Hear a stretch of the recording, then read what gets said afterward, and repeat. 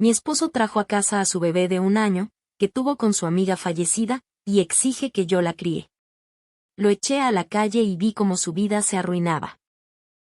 Hola a todos. Tengo 26 años y hasta hace apenas unas horas, creía tener una vida estable y un matrimonio feliz con mi esposo Ben, de 28 años. Llevamos juntos 5 años en total y casados 2. Nuestra relación siempre pareció sólida, tranquila, llena de planes a futuro, o al menos eso era lo que mi mente ingenua quería creer mientras él tejía una red de mentiras a mi alrededor. Para darles un poco de contexto necesario, Ben tenía una amiga muy cercana desde la universidad llamada Nikki. Desde que empezamos a salir, Nikki siempre estuvo ahí, revoloteando constantemente en la periferia de nuestra relación. Era esa típica amiga que siempre necesitaba favores urgentes, que llamaba a horas extrañas de la madrugada por crisis emocionales variadas y a la que Ben siempre describía como una figura fraterna o literalmente como una hermana para mí. Yo siempre intenté ser comprensiva, poner buena cara e incluirla en nuestros planes porque no quería ser la novia tóxica y controladora que aísla a su pareja de sus amistades de toda la vida. Sin embargo, algo en Nikki siempre me dio muy mala espina, una intuición en el fondo de mi estómago que ignoré por amor a él. Durante nuestra boda, recuerdo claramente que ella estuvo inusualmente callada, evitó mirarme a los ojos todo el evento e incluso se fue temprano alegando sentirse indispuesta. Ahora entiendo perfectamente por qué no podía sostener mi mirada. Todo el castillo de naipes se derrumbó ayer por la tarde. Yo estaba en casa después de salir del trabajo. Cabe aclarar desde este momento que la casa es de mi propiedad absoluta, la heredé de mi abuela materna y está únicamente a mi nombre. Ben se mudó conmigo cuando nos comprometimos para ahorrar dinero. Era un martes cualquiera, el olor a ajo y cebolla sofriéndose en la sartén llenaba la cocina. Yo estaba preparando la cena y escuché la cerradura de la puerta principal abrirse. Esperaba que Ben entrara quejándose del tráfico o del cansancio del día como de costumbre, pero en su lugar, el silencio que siguió al cierre de la puerta fue largo y ensordecedor. Salí de la cocina secándome las manos con un trapo y lo vi parado en el pasillo. Estaba pálido como el papel, temblando visiblemente y sostenía en una mano un portabebés con una niña pequeña que lloraba desconsoladamente, mientras del otro hombro le colgaba una enorme pañalera de colores infantiles. Me quedé paralizada en el umbral de la cocina, parpadeando y tratando de procesar la imagen incongruente que tenía frente a mí. Mi primera reacción lógica fue pensar que estaba cuidando a la hija de algún familiar en una emergencia o que había encontrado a un niño perdido. Pero la mirada de absoluto terror y culpa en el rostro de Ben me heló la sangre en las venas. Caminó lentamente, dejó el portabebés en el suelo del salón, se sentó pesadamente en el borde del sofá y se cubrió la cara con ambas manos, frotándose los ojos con desesperación. Le pregunté qué estaba pasando, de quién era esa niña que no paraba de llorar y por qué la había traído a nuestra casa. Ben levantó la vista, con los ojos inyectados en sangre, y soltó la bomba que destruyó mi realidad en pedazos. Me dijo que Nikki había fallecido el fin de semana pasado en un accidente de tráfico masivo en la autopista. Sentí una punzada genuina de empatía por un microsegundo, el instinto humano de lamentar una muerte, hasta que tomó aire y continuó hablando. Me dijo que la niña que estaba sentada en el suelo de mi salón, aferrándose a una manta sucia, era su hija. Suya y de Nikki. Mi cerebro literalmente se apagó por un momento. El zumbido del refrigerador en la cocina de repente sonaba fortísimo. Le pedí, casi en un susurro, que repitiera lo que acababa de decir porque seguramente el cansancio me estaba haciendo escuchar mal. Pero no, la cruda y asquerosa realidad salió de su boca con cada detalle repugnante que yo no pedí escuchar. Me confesó que la noche antes de nuestra boda, la misma noche en la que supuestamente él estaba en su despedida de soltero celebrando con sus amigos y yo estaba despierta a las 3 de la mañana lidiando con los últimos detalles florales del banquete. Él y Nikki se acostaron en un hotel. Dijo que fue un momento de profunda debilidad, un error terrible provocado por el alcohol y los abrumadores nervios previos al compromiso matrimonial. Pero miré a la niña. Es una niña de 1 año, ya camina tambaleándose y balbucea. Las matemáticas no son difíciles de hacer. Mientras yo lo miraba fijamente sin poder articular una sola palabra, él siguió cavando su propia tumba con una velocidad alarmante. Confesó entre sollozos que no fue un error de una sola noche que intentaron enterrar. Cuando Nikki le dijo un mes después de nuestra luna de miel que estaba embarazada y que no planeaba interrumpir el embarazo, decidieron tener a la niña y compartir la crianza a mis espaldas, actuando como unos padres divorciados clandestinos. Todos esos supuestos viajes de trabajo de fin de semana que Ben tuvo durante el último año y medio, las conferencias de ventas regionales, los retiros de la empresa que me obligaban a pasar los fines de semana sola, no eran reales. Eran viajes para cruzar el estado, visitar a su hija y pasar tiempo jugando a la familia feliz con su amante. Estuvo viviendo una doble vida meticulosamente planeada durante todo nuestro matrimonio, mirándome a los ojos todos los días, diciéndome que me amaba y luego yéndose a dormir con la mujer que me presentó como su hermana. Luego, tuvo la absoluta audacia, la desfachatez más gigantesca que he presenciado en mis 26 años de vida, de mirarme a los ojos y decirme que ahora que Nikki no estaba en este mundo, él era el único padre y tutor de la niña. Me dijo en un tono que intentaba ser persuasivo que esperaba que yo lo comprendiera, que encontrara en mi corazón la capacidad de perdonar su error del pasado y que criáramos a la niña juntas en nuestra casa. Dijo textualmente, y cito sus palabras exactas porque se grabaron a fuego en mi mente: esto podría ser el empujón que necesitábamos para empezar nuestra propia familia. El destino nos está dando una oportunidad de ser padres. Creo que el nivel de la traición fue tan insondablemente profundo que sobrepasó cualquier emoción visible. Lo miré a él, luego bajé la vista para mirar a la niña que ahora había dejado de llorar y jugaba distraídamente con los flecos del borde de mi alfombra, y luego volví a mirarlo a los ojos. Le dije en el tono más calmado, frío y bajo posible que tenía exactamente 10 minutos para recoger todas sus cosas personales esenciales, agarrar a su hija y largarse de mi casa para siempre. Ben cambió de actitud inmediatamente.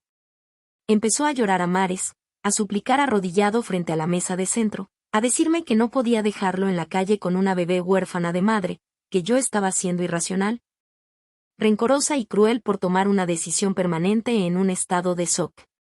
Me llamó desalmada por no querer acoger a una niña pequeña e inocente que acababa de perder a su madre. Le respondí lentamente que la niña efectivamente era 100% inocente en toda esta pesadilla, pero que él era un cobarde, un manipulador, un mentiroso sistemático y que yo de ninguna manera iba a convertirme en la niñera gratuita y sumisa de la prueba viviente de su infidelidad.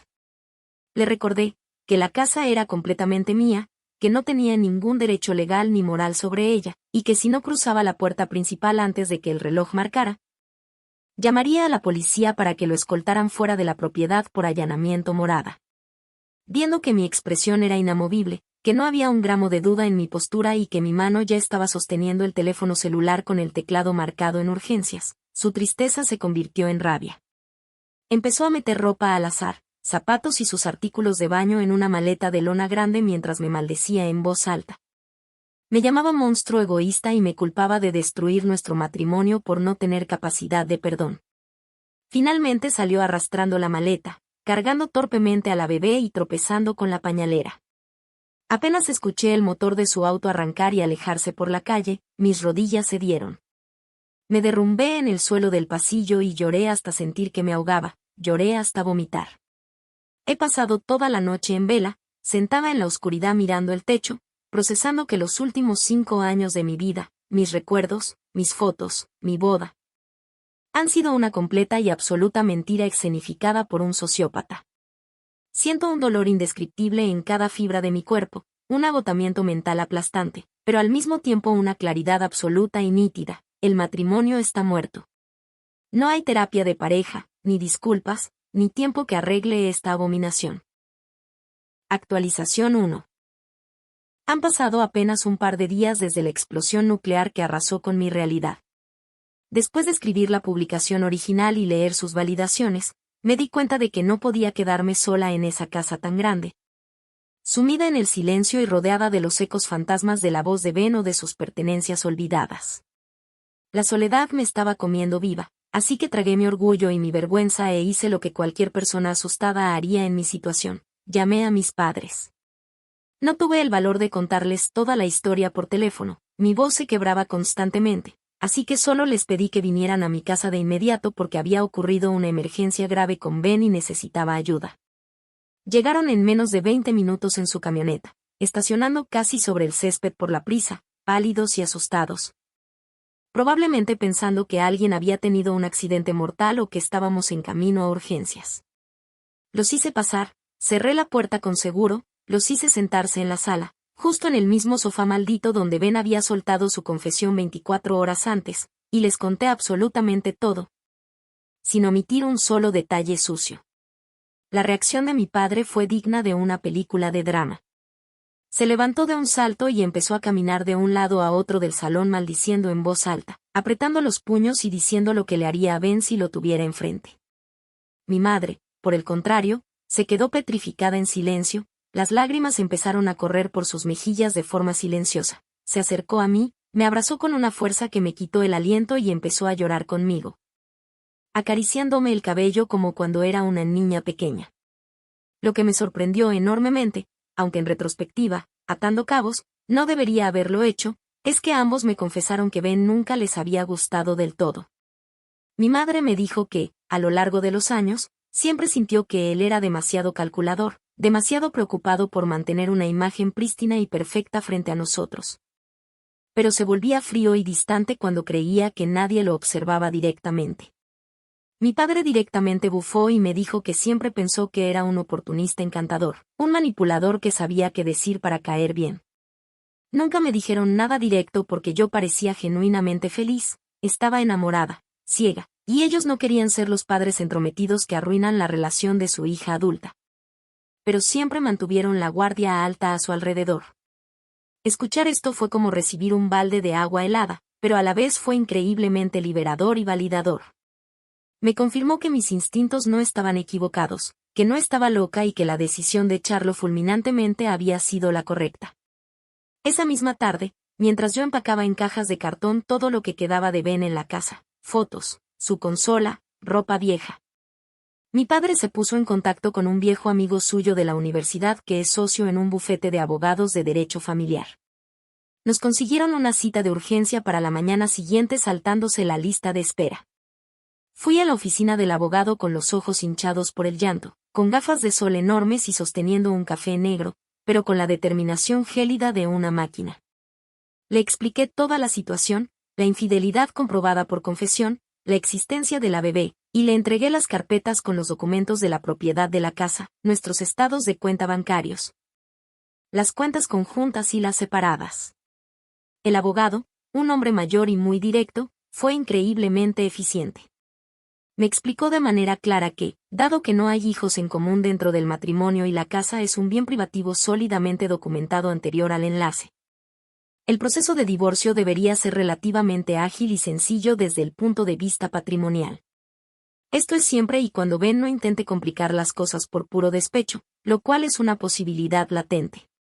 Ya hemos redactado el borrador inicial de la demanda de divorcio, citando diferencias irreconciliables, abandono y la infidelidad. Mientras tanto, en el mundo virtual, Ben ha intentado llamarme más de 60 veces.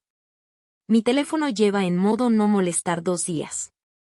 Los mensajes de voz que deja y los textos masivos que envía son una montaña rusa de inestabilidad emocional, van desde súplicas lastimeras, llantos audibles pidiendo perdón y jurando que cambiará, hasta insultos pasivo-agresivos, amenazas veladas y largas parrafadas acusándome de ser una villana de cuento que abandona a su familia en su momento de mayor vulnerabilidad.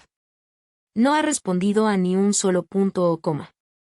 Mi abogado me aconsejó de manera estricta que mantuviera contacto cero, que cualquier comunicación sea estrictamente por escrito a través de correo electrónico y que guardara todos y cada uno de esos mensajes desquiciados, ya que respaldarán mi versión y podrían ser cruciales si él intenta jugar sucio en la mediación o si necesito una orden de protección. Mis padres se han mudado temporalmente a mi casa para asegurarse de que yo coma algo sólido, que no esté sola hundiéndome en la miseria y, sobre todo, por si a Ben se le ocurre la brillante idea de aparecer de imprevisto en la puerta.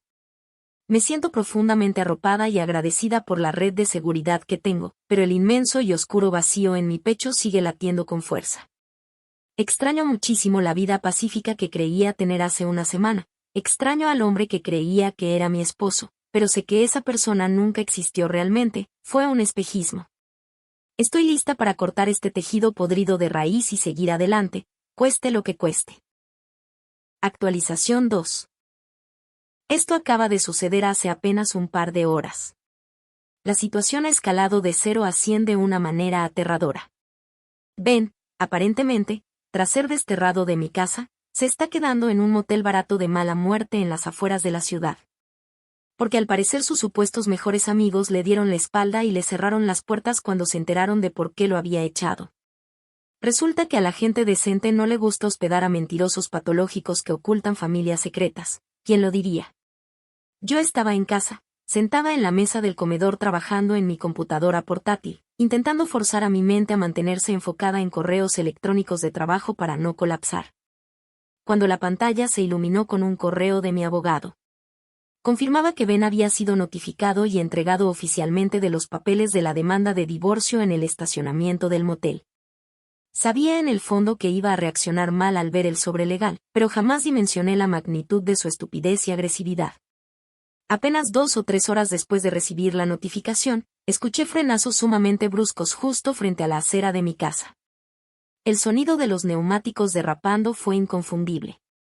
Antes de que pudiera siquiera levantarme de la silla para asomarme entre las persianas de la ventana, comenzaron los golpes violentos en la puerta principal. No eran toques normales exigiendo hablar, eran puñetazos cerrados y secos. Luego escuché su voz ronca a través de la madera. Ben estaba gritando a todo pulmón en mi porche, perdiendo completamente los estribos. Mi padre, que afortunadamente estaba leyendo el periódico en el sillón del salón, se levantó y me hizo un gesto firme con la mano para que retrocediera y me quedara oculta en el pasillo. Mientras él se acercaba sigilosamente a la entrada para comprobar que el cerrojo de seguridad y la cadena estuvieran bien puestos. Desde afuera, Ben gritaba barbaridades incoherentes. Decía que yo era una maldita perra desalmada, una egocéntrica, que le estaba arruinando la vida a propósito por venganza, que lo estaba dejando en la ruina y que no le iba a quitar su hogar ni su estabilidad sin pelear. Empezó a gritar acusaciones que no tenían ni el más mínimo sentido lógico. Gritaba a todo pulmón que yo tenía la culpa de que Nicky hubiera muerto. Gritaba que si yo no hubiera sido una esposa tan asfixiante, aburrida y demandante de su tiempo, él no habría tenido la necesidad de mentir y esconder a su verdadera familia, que si yo lo hubiera apoyado, Nicky no habría tenido que conducir esa noche, y que la sangre de ella estaba directamente en mis manos. La gimnasia mental retorcida que estaba haciendo para culpar a su esposa engañada de que su amante se estrellara en un coche era tan patética y absurda que rozaba directamente la psicopatía. No dudé ni un solo segundo más. Agarré mi teléfono y marqué el número de emergencias de la policía. Le expliqué a la operadora que mi esposo, del cual me estaba separando activamente y al que había expulsado por infidelidad, estaba intentando derribar mi puerta a golpes. Estaba gritando amenazas y mostrando un comportamiento extremadamente agresivo, y potencialmente peligroso. Fueron, sin exagerar, los 10 minutos más largos de mi existencia. Ben seguía gritando improperios, pateando la parte inferior de la puerta y exigiendo que mi padre se apartara y que yo saliera al porche a darle la cara como un adulto. Algunos vecinos, alarmados por el escándalo en un barrio normalmente silencioso, empezaron a salir a sus jardines y a asomarse por las ventanas.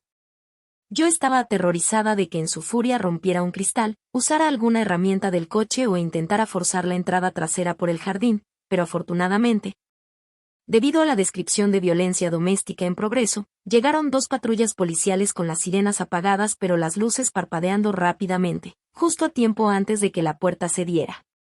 Vi por la rendija de la cortina como 3 oficiales de policía se acercaban a él rápidamente, ordenándole en voz alta que se alejara de la entrada y mostrara las manos. Al principio, Ben intentó hacerse el digno, adoptando una postura de víctima, señalando la fachada de la casa y diciéndoles a los oficiales que ese era su hogar. Que su esposa histérica y loca había cambiado las cerraduras ilegalmente y lo había dejado en la calle. Sin embargo, los oficiales fueron muy firmes. Mientras 2 lo retenían en la acera, otro oficial se acercó a la puerta y me llamó para confirmar la situación desde el interior. Abrí apenas unos centímetros manteniendo la cadena puesta, y les expliqué, mostrando a través del espacio mi identificación y los documentos, que la propiedad era mía de forma exclusiva. Que él ya no residía allí bajo ninguna circunstancia y que acababa de recibir los papeles legales del divorcio ese mismo día, lo que había detonado su ataque de ira. Los policías, tras verificar brevemente la información por radio, volvieron con Ben. Le ordenaron que abandonara la propiedad y la calle inmediatamente, y le advirtieron que si volvía a poner un solo pie en mi terreno o se acercaba a causar molestias, sería arrestado, esposado y procesado por allanamiento de morada, alteración del orden público y posible acoso. Ben se quedó callado por fin. Me miró fijamente a través de la ventana del salón por un segundo interminable, con una expresión de odio puro, que jamás le había visto en los 5 años que lo conocía. Era el rostro contraído y malicioso que pertenecía a un completo y peligroso extraño. Finalmente caminó a regañadientes hacia su auto, subió y arrancó, yéndose escoltado de cerca por una de las patrullas policiales hasta que salió del vecindario. Inmediatamente redacté un informe detallado y se lo envié a mi abogado, quien ya está al tanto de todo el altercado.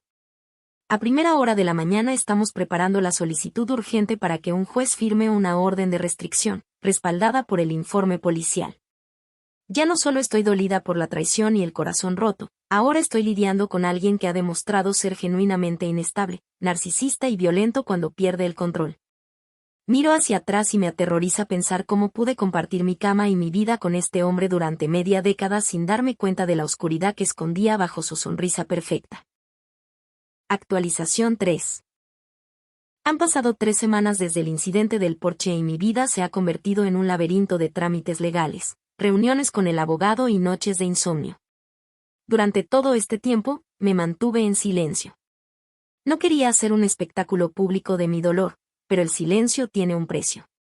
Los rumores empezaron a correr como pólvora en nuestro círculo social. Amigos en común me mandaban mensajes crípticos preguntando si Ben y yo estábamos dándonos un tiempo. Algunos familiares lejanos me llamaban confundidos porque Ben les había dado una versión lastimera donde yo lo había abandonado en su momento de luto por su mejor amiga, omitiendo convenientemente la existencia de su hija secreta. La hipocresía me estaba enfermando físicamente. Ayer por la mañana decidí que ya era suficiente. No iba a ser cómplice de su farsa ni iba a permitir que él controlara la narrativa de mi propia vida. Abrí mis redes sociales y publiqué un comunicado claro y sin adornos. Anuncié que estaba en un proceso de divorcio definitivo, que los motivos eran una infidelidad prolongada durante años y el descubrimiento de que Ben tenía una hija de 1 año con Nikki. No usé insultos, no me victimicé, simplemente expuse los hechos crudos y fríos para que la verdad saliera a la luz de una vez por todas. Apagué el teléfono inmediatamente después de presionar publicar y me fui a caminar para despejar la mente. Cuando volví a encender el celular horas más tarde, tenía cientos de notificaciones, mensajes de apoyo, disculpas de amigos que habían creído las mentiras de Ben y un caos generalizado. Pero entre todo ese ruido, había un mensaje directo en Facebook que me paralizó el corazón. Era de la madre de Nikki. El mensaje era breve pero desgarrador. Me pedía perdón por la intromisión y me suplicaba que la llamara cuando tuviera la fuerza necesaria, asegurando que había cosas que yo necesitaba saber para mi proceso legal. Mis manos sudaban cuando marqué su número. Esperaba a una mujer a la defensiva, quizás intentando justificar a su hija fallecida, pero lo que encontré al otro lado de la línea fue a una madre completamente destrozada, llorando amargamente, que solo quería limpiar su conciencia. La conversación duró más de 2 horas y cada palabra fue como un clavo más en el ataúd de mi matrimonio. Los padres de Nikki me revelaron que Ben nunca, ni por un segundo, dejó de engañarme. Él le había prometido a Nikki que nuestro matrimonio era solo una formalidad temporal por presiones familiares y económicas, y que la dejaría apenas tuviera el valor suficiente. Durante nuestros 2 años de casados, Ben no solo visitaba a la niña, sino que continuaba su relación romántica con Nikki a la vista de los padres de ella. Esos supuestos viajes de trabajo que yo le ayudaba a empacar, donde le planchaba las camisas con cariño, eran en realidad escapadas románticas de fin de semana pagadas con sus ahorros. Iban a cabañas en la montaña, a viñedos, a parques de diversiones. La madre de Nikki, sollozando, me confesó que Ben le había regalado a su hija un anillo de promesa hace apenas 6 meses. Jurándole que para las próximas Navidades ya estaría divorciado de mí y podrían ser una familia oficial. Escuchar todo esto fue vomitivo. La profundidad de su manipulación era monstruosa. Jugó con 2 mujeres simultáneamente, construyendo 2 futuros paralelos basados en mentiras patológicas. Pero la llamada terminó con algo que me dio una ventaja invaluable. los padres de Nikki, horrorizados por la forma en que Ben intentó usar mi casa y mi compasión para salvarse de la indigencia tras el accidente, y asqueados por sus mentiras, se ofrecieron voluntariamente a testificar a mi favor en el juicio de divorcio o en cualquier mediación. Tienen fotografías de las vacaciones, capturas de pantalla de los mensajes donde Ben prometía dejarme y pruebas financieras de los gastos que compartía con Nikki. Me dieron el arma definitiva para destruir cualquier defensa que él intentara montar. Actualización 4. Supongo que la humillación pública fue el detonante final que rompió el frágil control que Ben tenía sobre su propia cordura. Anoche, un par de días después de mi publicación en redes sociales, la situación cruzó una línea que jamás imaginé presenciar en mi tranquilo vecindario. Eran cerca de las 11 de la noche. Yo estaba en pijama, leyendo en el sofá del salón con la televisión encendida en bajo volumen, tratando de relajarme después de las revelaciones de la familia de Nikki. De repente, escuché el sonido de cristales rotos proveniente de la calle, seguido de un grito gutural y arrastrado.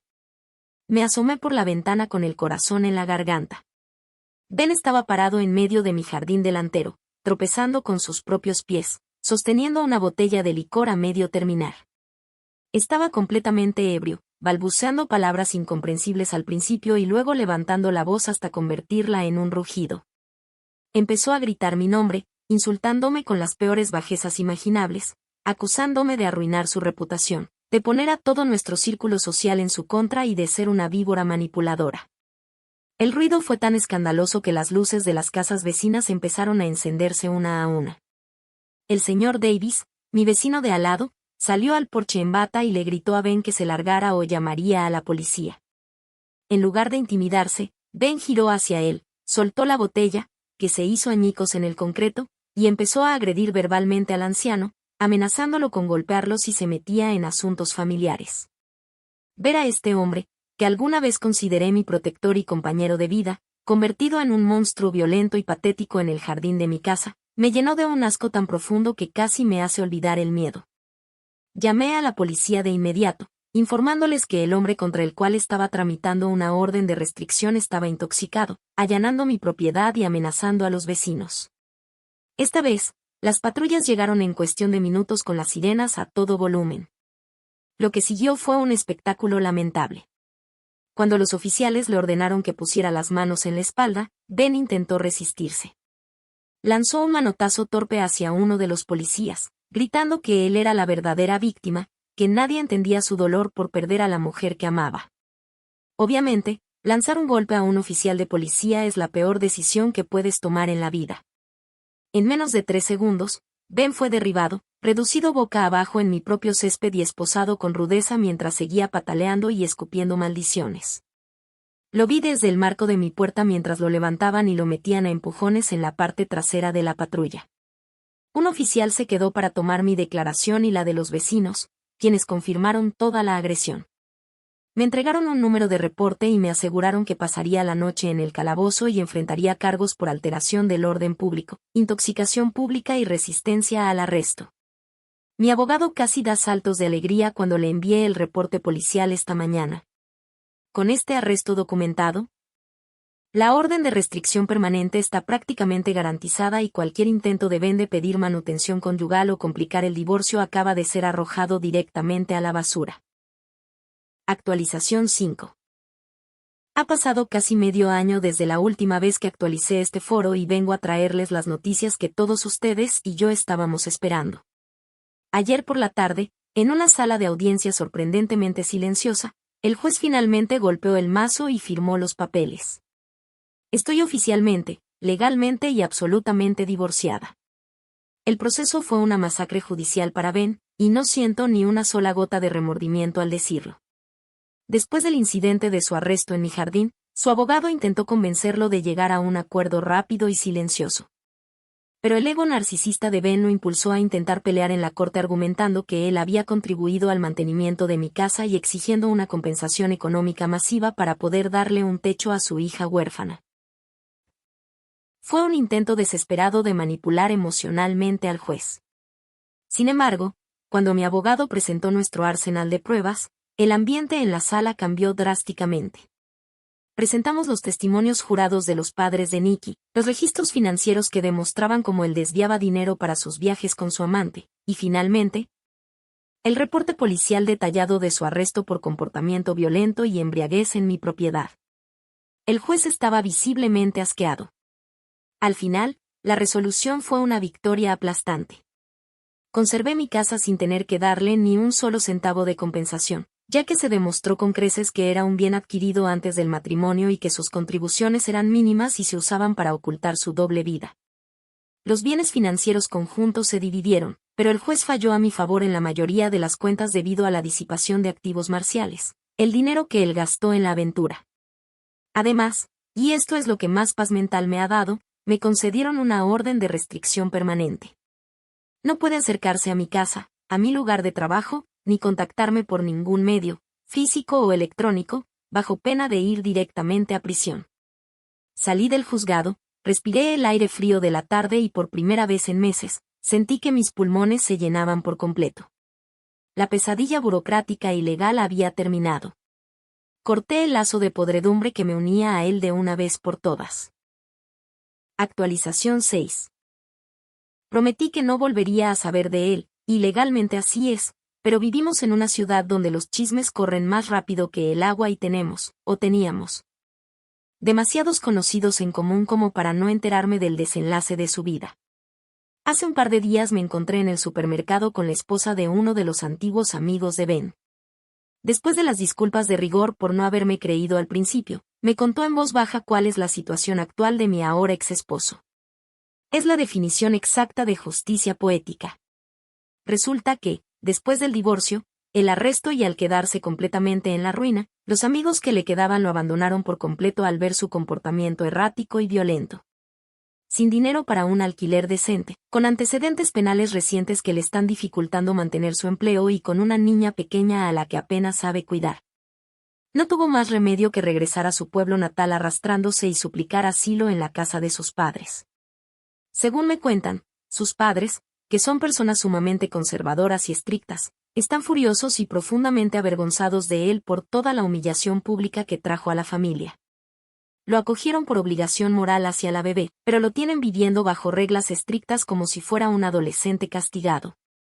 Ben está lidiando solo con los berrinches de una niña pequeña que extraña a su madre, sin ayuda de niñeras porque no puede pagarlas, durmiendo poco, trabajando en un empleo mediocre para intentar pagar las deudas legales que acumuló por su terquedad en el divorcio, y atrapado en la monotonía de una vida miserable que él mismo construyó con sus propias mentiras. Aparentemente, se queja constantemente con cualquiera que lo escuche de lo injusta que es la vida, de cómo todos le dieron la espalda y de lo cansado que está de cambiar pañales y hacer biberones de madrugada, repitiendo que esta no era la vida que él había planeado. Bueno, querido Ben, la vida que planeaste implicaba usarme como un cajero automático emocional y financiero mientras construías una familia de fantasía a mis espaldas. Así que perdónenme si no derramo una sola lágrima por su miseria. En cuanto a mí, la casa por fin se siente mía otra vez. Cambié los muebles, pinté las paredes, adopté un perro mestizo increíblemente cariñoso que llena la casa de vida y energía, y he vuelto a salir con mis amigas a reír hasta que me duele el estómago. El proceso de sanación es largo y hay días en los que la confianza en las personas se tambalea, pero cuando me acuesto en mi cama por las noches, abrazando a mi perro y escuchando el silencio pacífico de mi hogar, sé que soy libre. Gracias a todos los que en este foro me dieron el empujón inicial de validación que necesitaba esa primera noche oscura. Me ayudaron a no dudar de mi cordura y a actuar con rapidez. La herida dejará cicatriz, pero yo sigo en pie. Cuídense mucho y nunca, jamás, ignoren su intuición.